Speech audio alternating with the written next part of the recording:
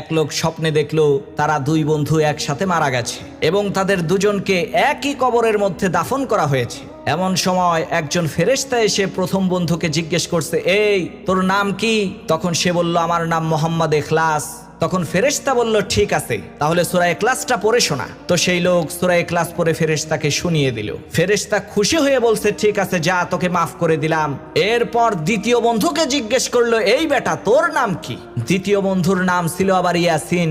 সে তো পেরেশান হয়ে চিন্তা করছে, সর্বনাশ, আমার বন্ধু তো মাত্র 4 আয়াতের সূরা ইখলাস পড়ে বেঁচে গেছে, এখন তো আমাকে 83 আয়াতের বড় সূরা পড়তে হবে, আর এত বড় সূরা তো আমি দেখে দেখেই পড়তে পারবো না, মুখস্থ তো দূরের কথা। কি করা যায়? তো সে বুদ্ধি করে ওই ফেরেশতাকে বলছে, আর বললেন না, আমার নাম ইয়াসিন ঠিকই, কিন্তু লোকেরা আমাকে ডাকে কাউসার বলে।